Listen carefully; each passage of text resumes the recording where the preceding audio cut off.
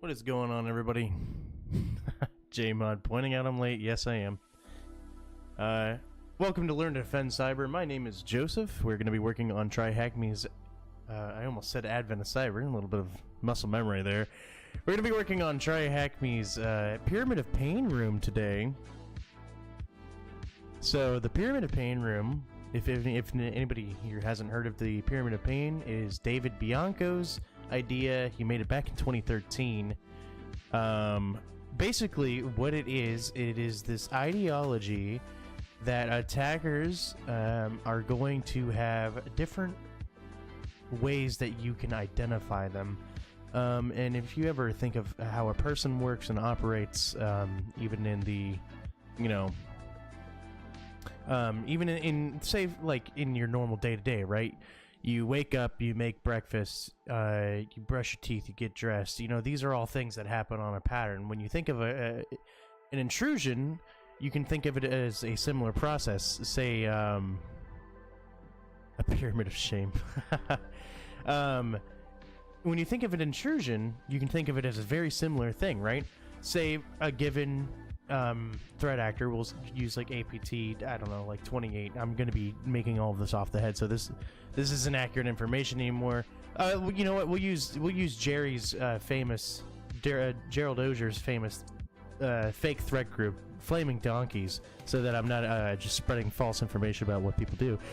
So the Flaming Donkeys, right? Maybe they start out by phishing, and they have an executable, and you know, you download the executable, you run it, it calls out with netcat, it creates a reverse shell, and that's what they do every single time. And then from there, they exploit a specific CVE, and they look for specific information. They use Mimikatz to steal creds. These are all things that they do every single time they attack. And what we can do is we can use these patterns that they have, and identify who a threat actor is, figure out maybe where they are in a stage of an attack, and there's plenty more that we can do with that. So what the Pyramid of Pain does to kind of tie it all together is kind of show you where or what in the Pyramid of Pain a fingerprint might be, and how hard it would be for a threat actor to change this. So we're going to pivot over really quick. I did go ahead. No, we're not going to pivot too far. I didn't select the window. All right, we're going to pivot over really quick, and we're going to go to the Pyramid of Pain room. If anybody is following along, it is the Pyramid of Pain room under the SOC Level 1 Cyber Defense Framework area, or you can probably just search it and find it. I spun up an attack box just in case, and I think there's a machine that I'd already spun up with here too. It's like a site, so it's not even really a machine. So we can see here it goes from trivial to tough, talking about different levels of identification, right? You have your hash values. When you have say you have a piece of malware, right? And Flaming Donkey is known for dropping this malware, and you grab the hash value of it using, you know, some command, either be the checksum command, or maybe you're using PowerShell, or you have some other way of getting a hash value. You identify that, hey, hash value ABC 12345 is always this piece of malware. We should create a detection that anytime we see this hash value, boom, panic, right? Hey, we got something bad. But to change that, it's actually really easy. You just have to change the file, the malware. You just change it in some minute way, and unless you're using fuzzy hashes, you're not really going to... It's like a very temporal, state of time thing. Alright, so let's start with the introduction. You just click complete. This well-renowned concept is being applied to cybersecurity solutions like Cisco Security Sentinel-1, SOC, Radar. Yeah, so it is used in conjunction with CTI. CTI really relies heavily on the Pyramid of Pain, along with the MITRE attack framework, the Diamond Intrusion Analysis Model. There's a few different things that it can be used for. The cyber attack kill chain You know, it looks at all of these different things that we will be looking at over time and correlates the information to kind of line it up for you, and make it a little easier to figure out what's going on. It kind of gives us a universal language, so to say. So the hash values, we just kind of talked about it, right? You have a few different hashing algorithms, MD5, SHA-1, and SHA-256, or just SHA-2, depending on how you want to call it. All the same, well, they're not all the same, but they all complete the same goal. If you don't know what a hash is, we can kind of talk about it a little bit, right? A hash value is the result of a hashing algorithm. I have, as I said earlier, we have that ABC 1, 2, 3, 4, 5 hash value, right? What you do is you would take an executable, you would take a file of some kind, and you would run the algorithm against it with MD5. And you know, I actually do have... I have a device up here, so we can actually kind of look it up. So, where am I at? What we can do here is we can actually just go ahead and do it. Burp.json. So I run a checksum. Is it not checksum? I'm not a big Linux person, so it might not be checksum. It might actually be like checksum.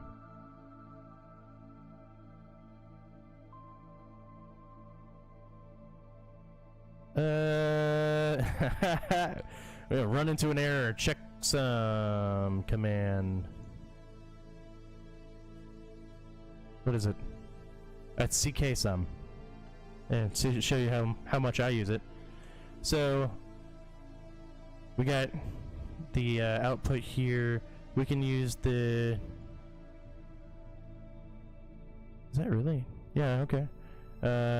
We can go ahead and do like help. I'm sure probably has double dash help, of course.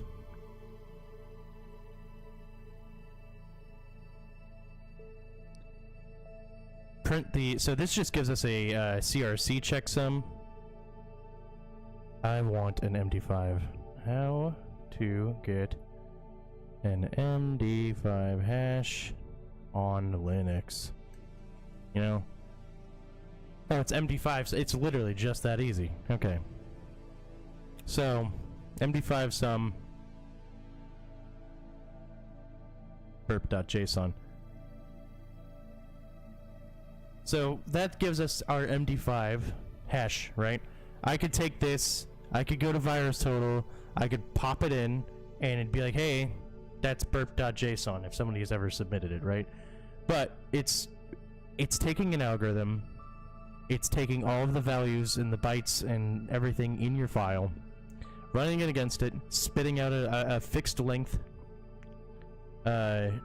piece of data that we can use to identify things.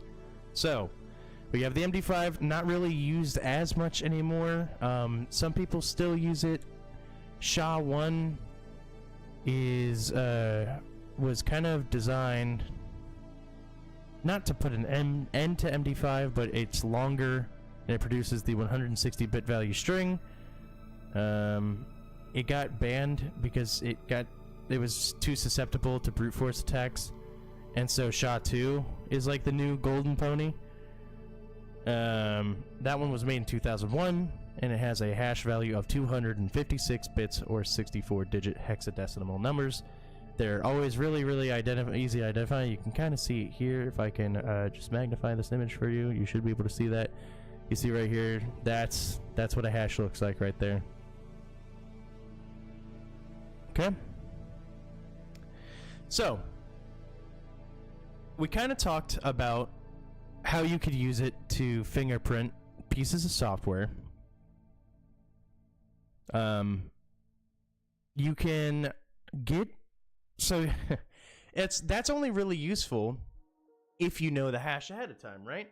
So how would you get the hash? Well, you have the things like the malware bazaar. You have threat feeds you may subscribe to, like from Recorded Future, or perhaps I think, let's see. Yeah, I guess they're saying D4 Report and FireEye definitely would have hashes. But you would have access to a threat feed, or whatever EDR you're using should come packed with a bunch of hashes you can do. VirusTotal has a bunch of hashes you can look up. There are plenty of places you can go to get hashes of malware, so that if you were creating custom detection rules, you would be able to go ahead and figure out, or at least have those hashes handy. So, as you may notice, it's really easy to spot a malicious file if we have the hash.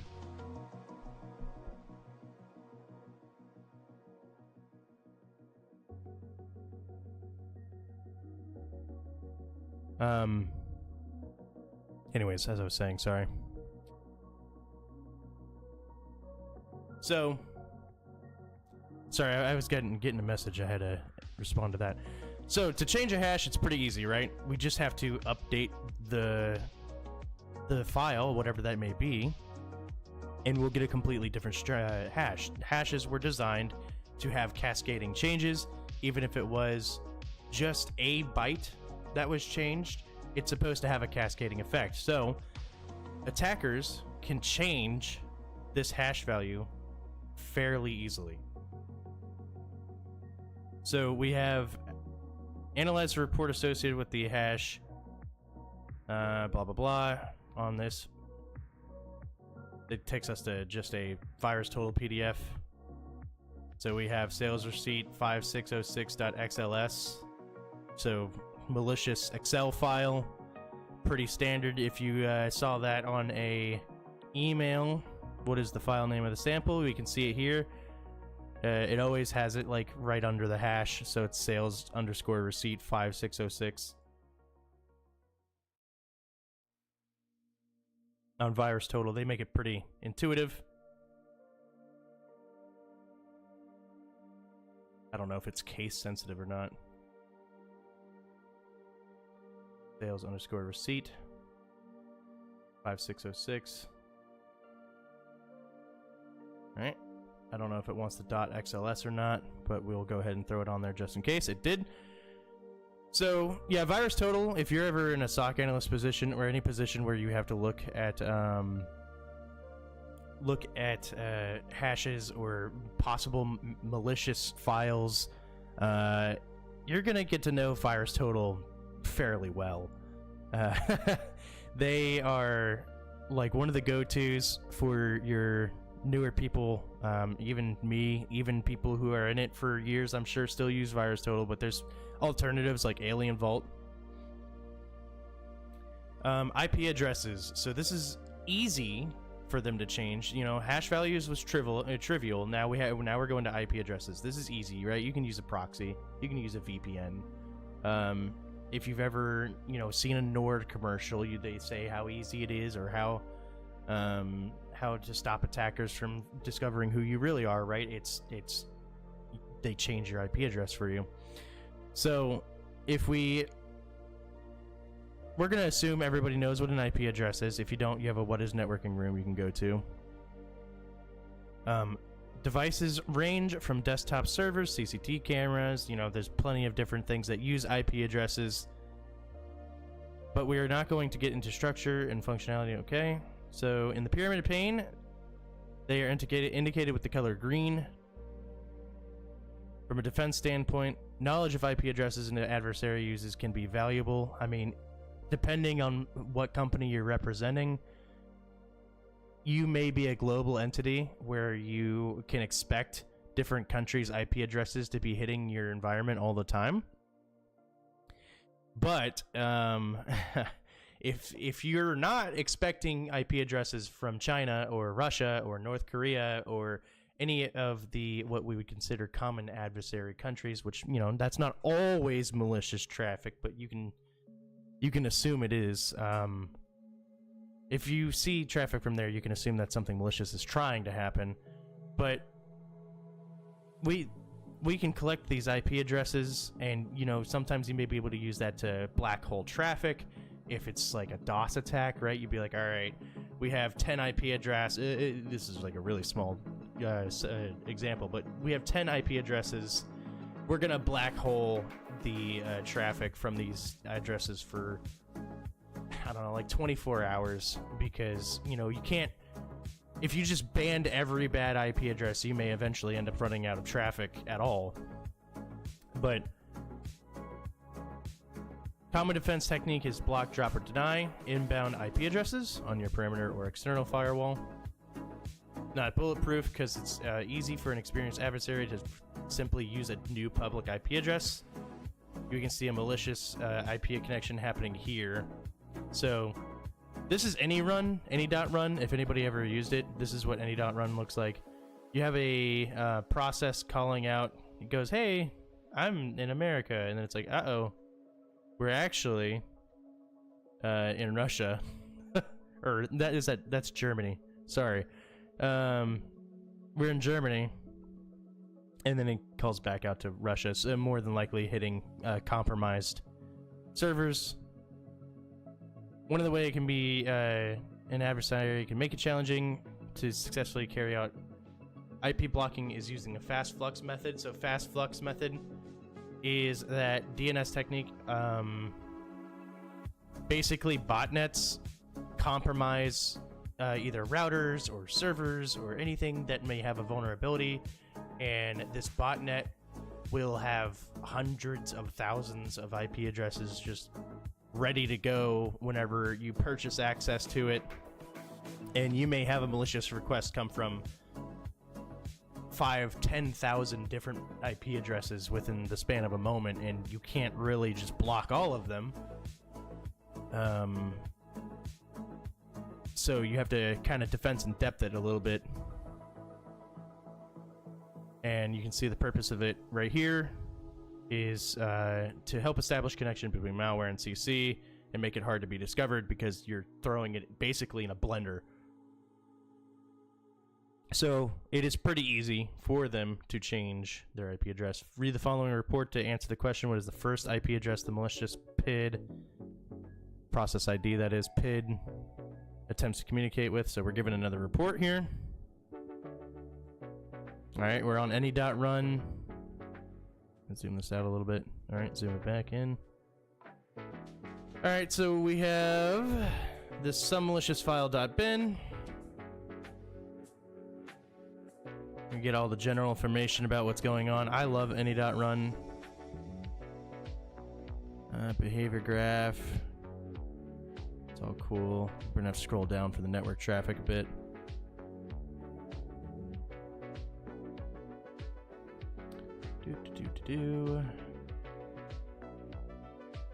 Come on.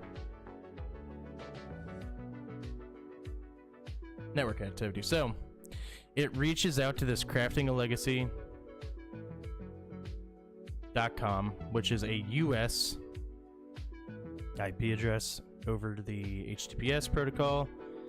So what is the first address? Is going to be 1632 reaches out to 5087.136.52. So 5087.136.82. Did I type it in wrong? 5087.136.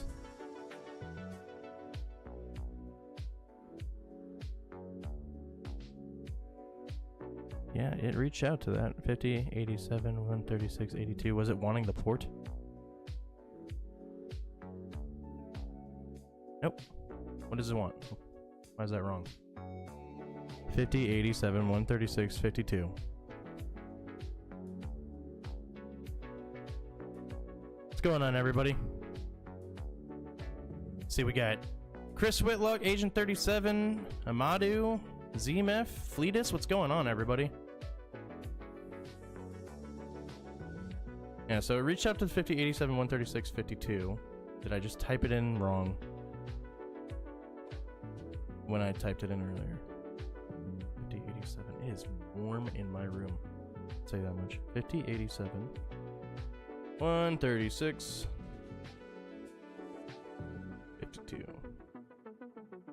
Okay, I liked it that time. I must have typed something wrong. I probably forgot a period. Alright, and then what is the first domain name? It is that domain name associated with the IP address craftinglegacy.com. You can also see it under this DNS request section as crafting a legacy. Then you see it goes to G2 Media, Brink, Dope Key, and VIP car rental.ae. And also, I like how it, that's another thing I like about any.run, is that it will tell you, like, hey, these don't have the best reputation, so maybe don't trust these. But as we kind of talked about earlier, you can't just deny everything that's suspicious. It may be legitimate at some point. But if you're getting attacked by one IP address, it's pretty easy to just black hole that and don't even look at it anymore. So craftingalegacy.com.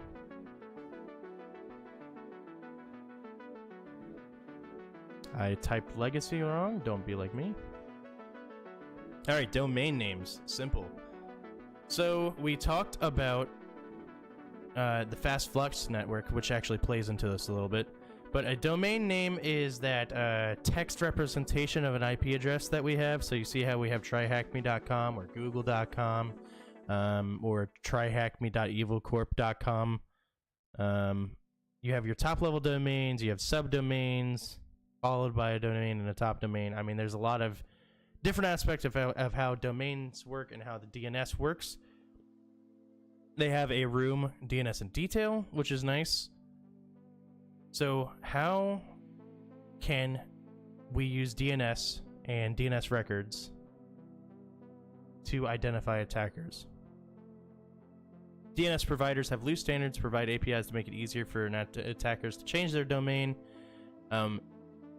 For instance, so how could we use it to identify people? If you saw traffic coming from, you know, www.imhackingyou.com, then, you know, you would just block any traffic from that domain, any traffic to that domain, so that people couldn't go to it. Or if you knew of a typo squatting Google domain that was Google with 3 O's, you would block any traffic to that.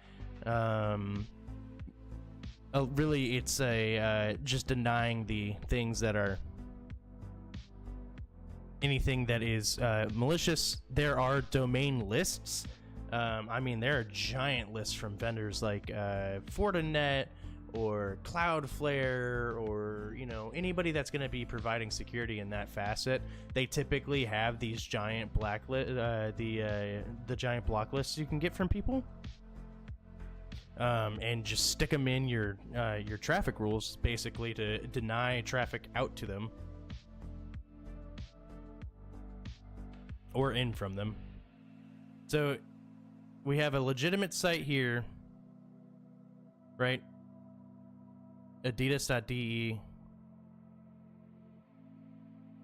Okay, so this is the illegitimate site, so because it's the not secure, right? That's a pretty typical indicator. Adidas.de, and then Adidas. Oh, that's tricky. They're using puny code. Oh, yep, examples of a puny code attack. So it's really easy to perform typo squatting. Typo squatting, by the way, if you don't know, is when you take a site, like I had that example earlier, Google. You know, if you've ever been tired typing in a website's name, you may spell it wrong. Like Google, maybe you put 3 O's, or you put 2 L's, or you forget the L. You know, if you're going fast or if you're reading fast, it's stuff that you may not notice. And attackers take advantage of that by purchasing those domains and then putting malicious software on there, malicious code, whatever it may be that they want to do with that site. Right? So this is really, really tricky, and I'm going to see if I can magnify the image. Oh, yes, thank you. Can I make it bigger than that, please? Hey, don't really... I made it smaller, which is funny. So if you see here, this I doesn't have a dot. If you were reading fast and you were expecting something to be sending you to adidas.de, you may not see that that doesn't have a dot. That's because of puny code. Okay? Puny code is a way of converting words that cannot be written in ASCII into a Unicode ASCII encoding. If you see the Adidas, it kind of looks like in a different font, it kind of looks like the number 1L-ish kind of shape, which has the puny code of HTTP XN adas-04a.de. But they translate those obfuscated characters into full Punicode domain names. Now, at least. It used to be a bigger issue. And you also have link shorteners that get around domain name blocking. So remember, we're talking about how attackers can get around this domain name blocking that we perform. You have link shorteners. If you've never used one, I know I have. Bitly, definitely. TinyURL, I've definitely used that one too. They give you some pretty cool ways here to see past the link shortener by typing a plus at the end of the URLs, which is pretty cool. It lets you see what's there before you click on it. Viewing connections in any run, we're back on any run. Great way to what's up, bro? What's going on, ZMS? Copy and paste. I'm not sure what you mean. No, that's like a picture. I can't like copy and paste that. But we used any.run earlier, right? And we saw that it did show us our DNS requests. And this is all information we can use to, reinforce our firewalls, our connection rules, wherever we have connection rules, and stop traffic from going out in the first place. And they can use those fast flux networks. They can use these, they can use DNS providers to just change their domain to whatever they want. And link shorteners to get around that as well, because it's not going to look into the link shortener. It's just going to provide you the link shortener, and you click it and you go to whatever the link shortener shortened for you, and that may be malicious. But they did give you the plus sign at the end. That's pretty neat. And we can see all of our requests out here. We can see that G static. We have windowsupdate.com, whatever big long domain that is. Right, you have the accounts.google.com, clients2.google.com. You can see all of these different ones. This would be useful for seeing if a process communicates with another host. It could be C2. Yeah, so if you see regular beaconing back and forth between like a process and an unidentified domain, you've probably got a C2. DNS requests, we showed them earlier in any.run. If it can't reach the internet/call home, then it's probably being sandboxed and is useless. Okay, that's a pretty neat one. Malware using DNS requests to check for internet connectivity. I knew that they definitely tried to test for Alive. I didn't think about them using DNS requests. That's pretty neat. So yeah, so if they can't reach a certain DNS, they know that, hey, I'm probably being tested. Go to this report on app.any.run. What is the first suspicious domain name or request you are seeing? Oh, and it's saying that I'm going to be using that request or the report for the rest of the question. So let's go ahead and look at it. All right. We can go to here. Yes, I know you value my privacy. Thank you very much. Oh, I just exited that completely. Alright, so we have our malicious file here. Right, and you saw back here that it tells us, hey, down in the connection analyzer, we can see our DNS requests. So it gave you all this information earlier: HTTP, connections, DNS requests, threats, all the good stuff. So we have that crafting legacy. We know that is kind of suspicious. I can't really drag this up to make it any bigger, unfortunately. I can go ahead and control plus it a little bit, though. So you see we have the crafting legacy. Okay, this is ransom. That's funny. Oh yeah, look at that. If you go to the end of what happened, you can see that this poor VM got ransomed. Poor VM. You have G2 Media Inc. You have the Brink Dope that we identified earlier and the VIP car rental that we identified earlier. So Provide the first suspicious domain name you are seeing. This will be, okay. So is it going to be that craftingalegacy.com again?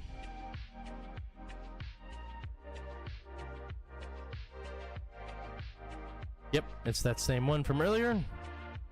What term refers to an address used to access a website that is going to be domain name? What type of attack uses Unicode characters in the domain name to imitate the known domain? That's Punycode.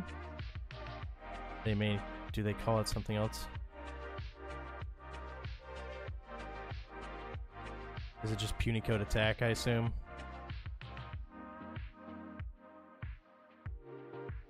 Yep. And provide the redirected website for the shortened URL using a preview. So we have this URL here, which probably takes us to a Rickroll. Ah, okay. ZMF is working along. Awesome. So we'll go over here. We can hit a plus sign at the end of it. We should be able to hit a plus sign at the end of it. Right? At the end of a URL, type a plus. And it redirects to https TryHackMe.com. So that's how you can kind of see around that, right?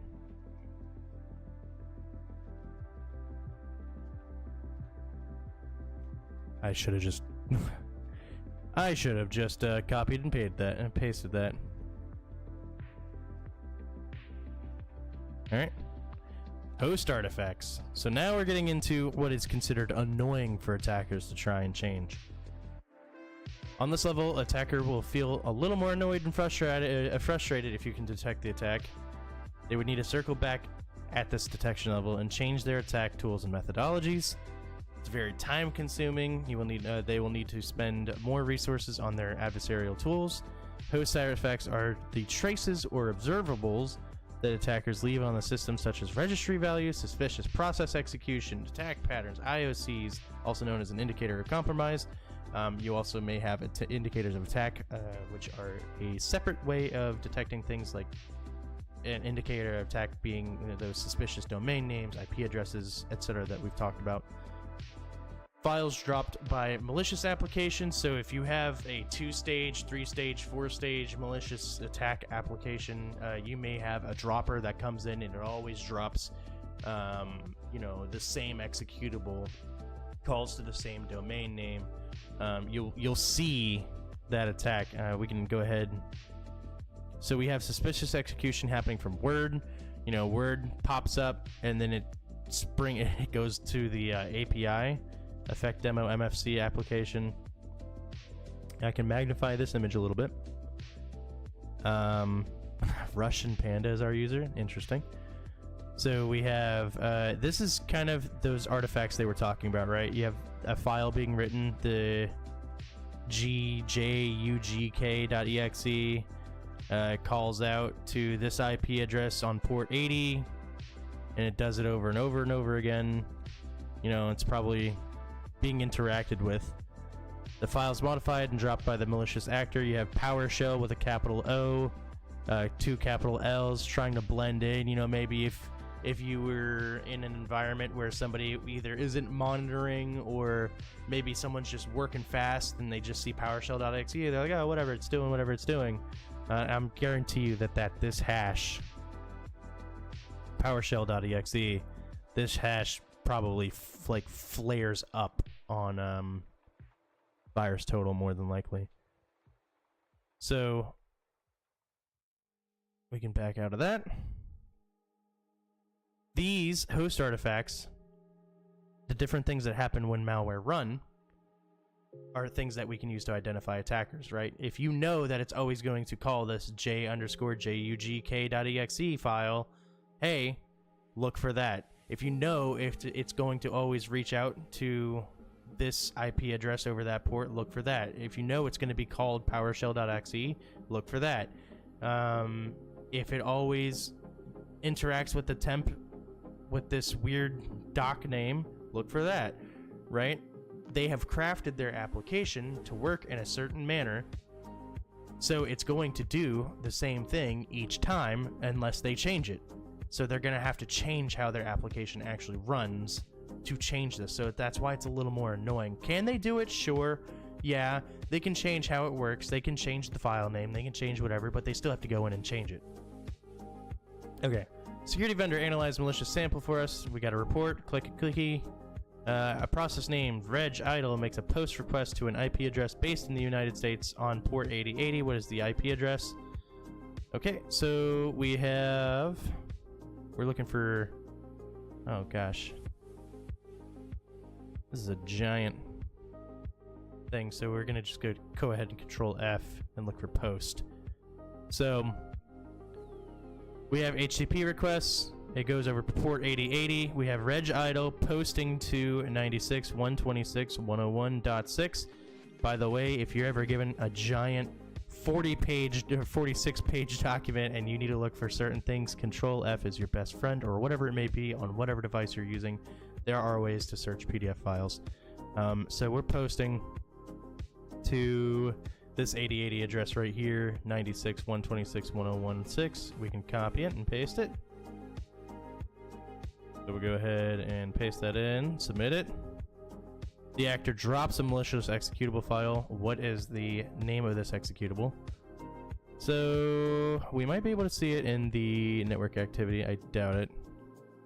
We might have to go back. I'm going to assume it's this PowerShell.exe. Or the Reg Idle, because that's about the same amount of words. But we can actually find it in this report. Oh, middle clicked on accident. Can I go to the process timeline? It's like all the way at the top here.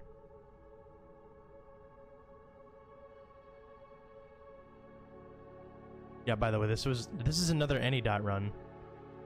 So shout out to any.run. You run WinWord, calls PowerShell, you get this j_jugk.exe,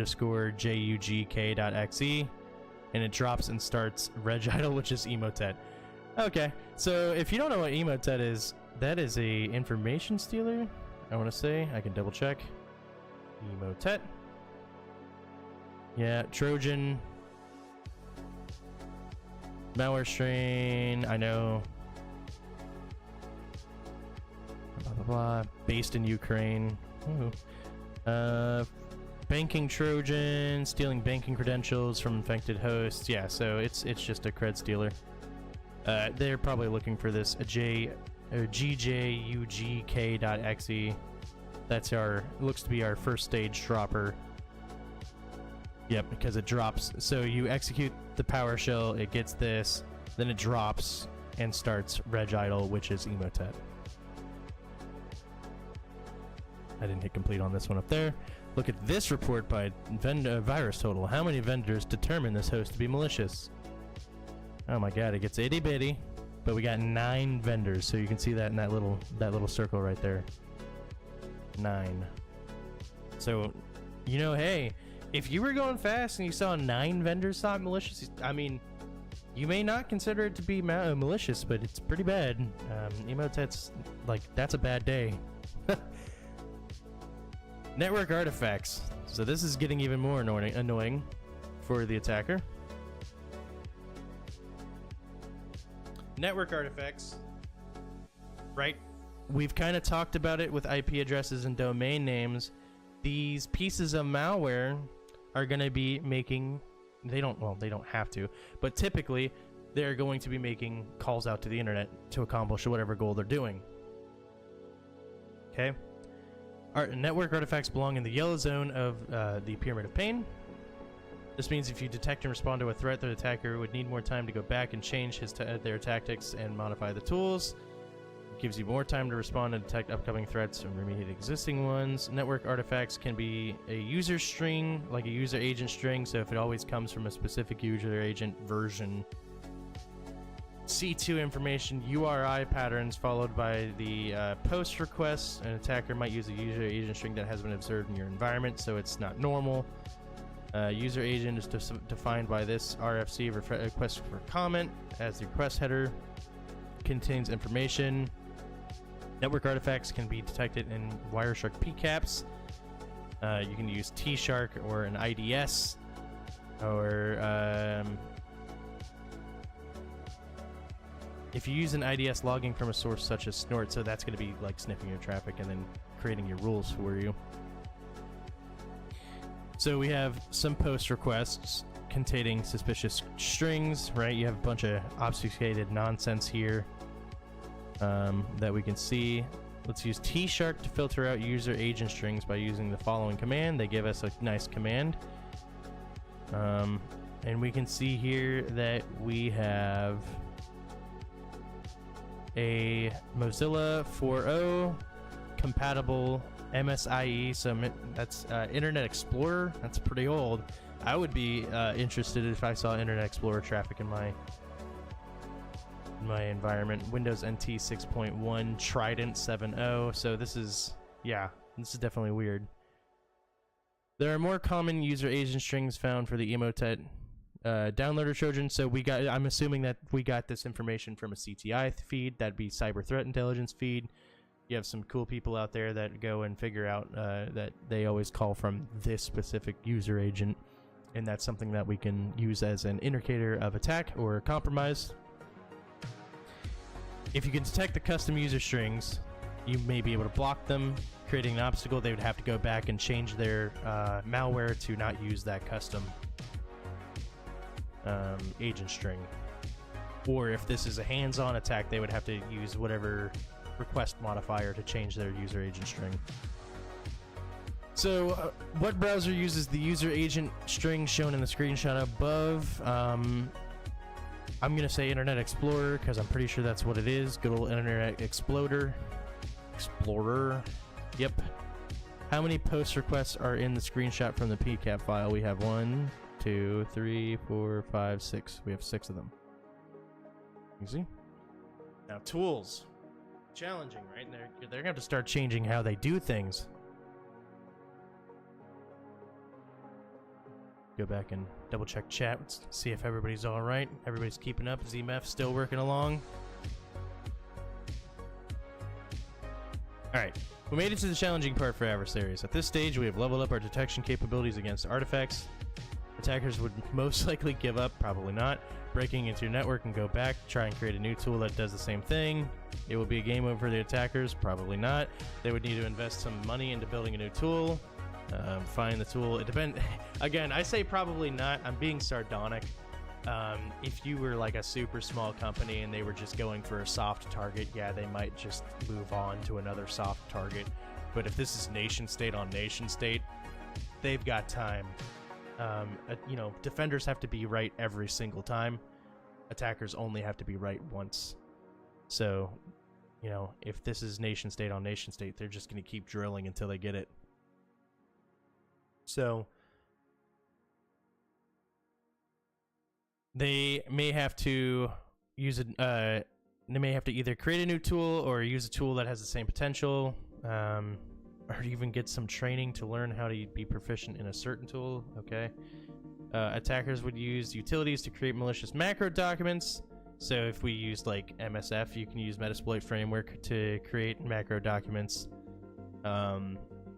For spear phishing attempts, a backdoor that can be established to use C2, like a custom exe, a DLL file, payload, password crackers. So that's another. So that actually does raise a good point, right? You'll see a lot of attackers get into an environment, and the first thing they're going to use is Mimikatz. So Mimikatz is a credential dumper, right? Mimikatz is well known. A lot of people look for Mimikatz being executed. Another thing, like Cobalt Strike or Sliver, right? If you see those, it's not good unless you know it's going to be executed. You should know that stuff like that is being executed if it's running in your inventory. If you see it being executed and no one can tell you why, then you've got bigger issues. So we have the stealer.exe. Antivirus signatures, detection rules, the R rules can be a great weapon against attackers at this stage. Malware Bazaar, Malshare. I talked about Malware Bazaar a little bit earlier. I'm I'm not going to go into it quite yet, but bizarre.abuse.ch, right? You can go get like literally just pieces of malware, like a malware zoo. That's a different one, but still, you go get pieces of malware and you can figure out what they do. Don't run them in production, obviously. Run them in VMs. It's always best practice to run malware in sandboxes where you can control the execution and the detonation and make sure that you are not just running malware rampant through your environment. All right, for detection rules, SOC Prime Threat Detection Marketplace is a great platform. Yeah, I like that that site. It's a great one. They share their detection rules written in various different languages for different kinds of threats, including the latest CVEs. Fuzzy hashing. I mentioned this partially earlier. Fuzzy hashing is a strong weapon against the attacker tools. It lets you perform similarity analysis. So, you know how we mentioned with hashes, it's pretty easy to change it, right? You just make a small modification to a file, and if you're using a very specific hash to try and detect this piece of malware, then it will no longer apply because it's going to be a brand new hash. But if you use fuzzy hashing through like SSDeep, you can get the so they're saying that SSDeep gives you the complete explanation for fuzzy hashing, but basically what it does is it compares the files and it's like, oh yeah, these have different hashes, but they're actually pretty similar, you know.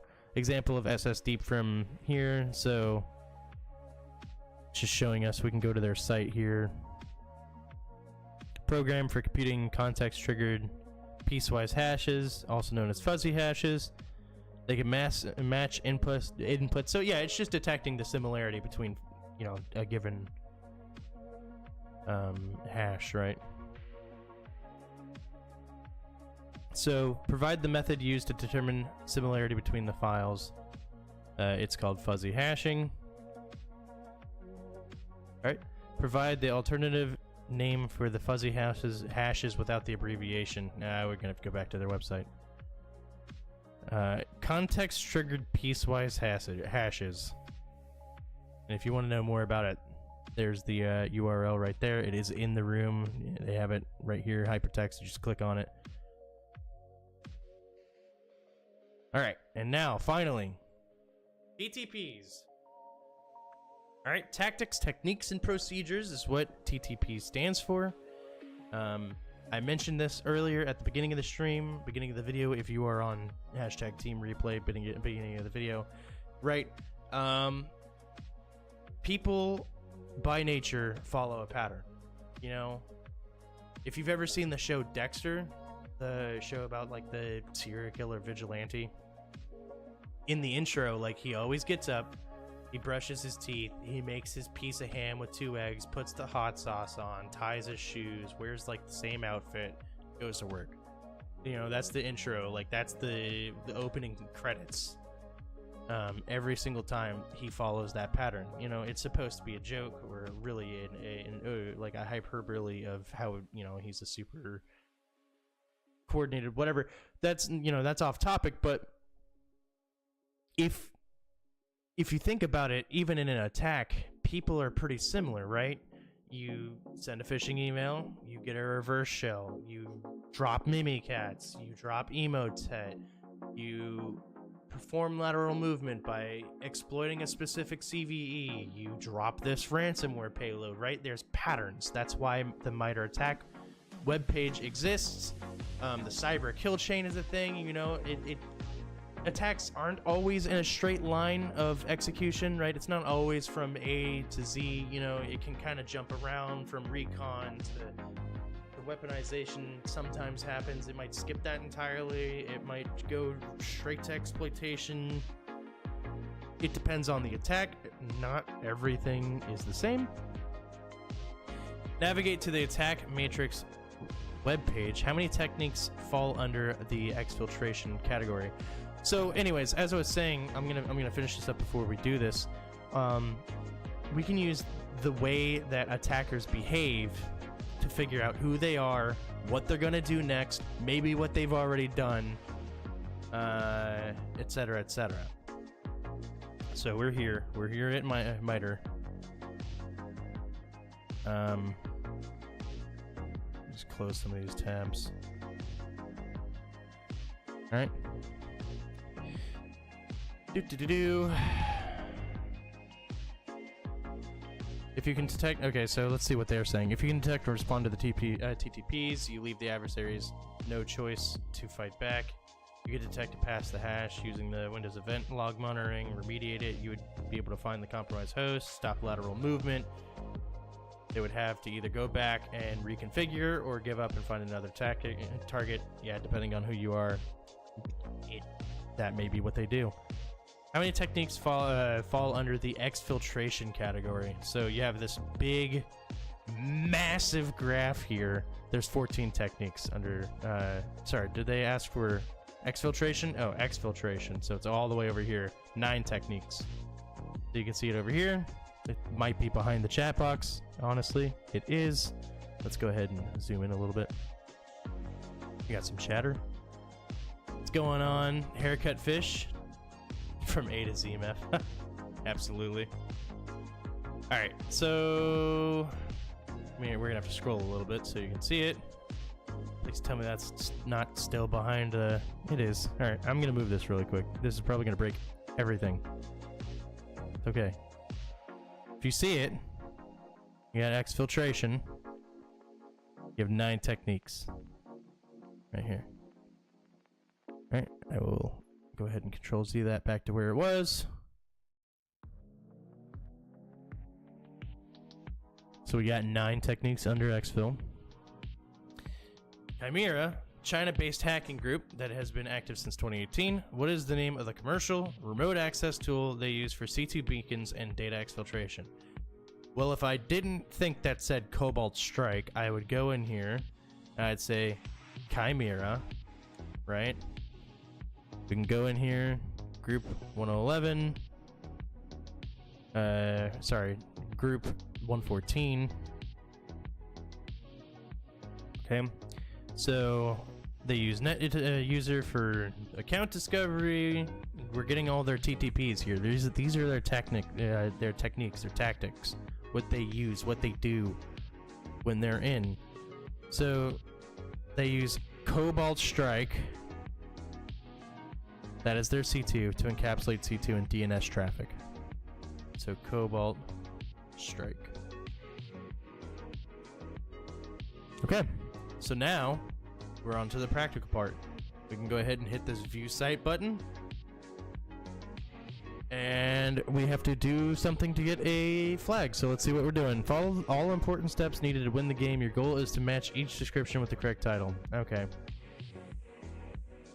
Please take a moment to select the correct option from the list. You will need to match it with the correct title in the pyramid. Match the option. Now in this step, please select the title that best... Okay.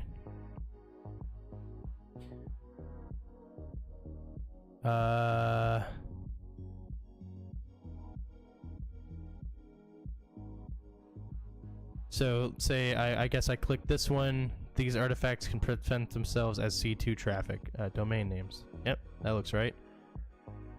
These addresses can be used to identify the infrastructure an attack is using for their campaign, IP addresses. An attacker has purchased this and used it in a typo squatting campaign. That would actually be domain names, I guess. I guess I'm reusing them? That doesn't make sense to me. That means I probably got one wrong. Alright, these signatures can be used to attribute payloads and artifacts to an actor's hash values. Attacker plans. The attacker's plans and objectives, that's going to be their TTPs, what they're trying to do. The attacker has used these to accomplish their objective tools. I'm going to assume that this one is actually supposed to be network. Yeah. So network artifacts. And we get our flag. TryHackMe pyramids complete. Awesome. So you hit submit. And that's the flag. Now that we have learned the concept of pyramid pane, It's time to apply it in practice. Navigate to the static. Okay, we already did that. You can pick any APT. A good place would be look at the FireEye APTs. When you determine APT you want to research, find the indicators. By the way, this is kind of what CTI analysts just do. Find the indicators and ask yourself, what can I do, or what detection rules and approach can I create to detect the adversary's activity, right? So that was kind of the point of what we were doing today. And kind of what I've been explaining the whole time. Like, yeah, we can make attackers' lives harder, but the whole concept is thinking about attacks in stages, thinking about malware and actors in stages, and thinking about where you may be able to apply detections or preventions to try and stop this attack as or before it's happening, or to detect the attack as it's happening. Right? You have the different places in the pyramid that we talked about. You have your hashes, IPs, domains, the artifacts, network artifacts, tools, TTPs, behaviors that they're going to be doing. And as David Bianco states, the amount of pain you cause an adversary depends on the types of indicators you are able to make use of. So that is the whole idea behind this pyramid of pain. I think it's an amazing way of thinking about attacks, and we went ahead and completed it. We get a little confetti rain, and that is it for today. What is the deal with this? I'm unable to figure out the flag.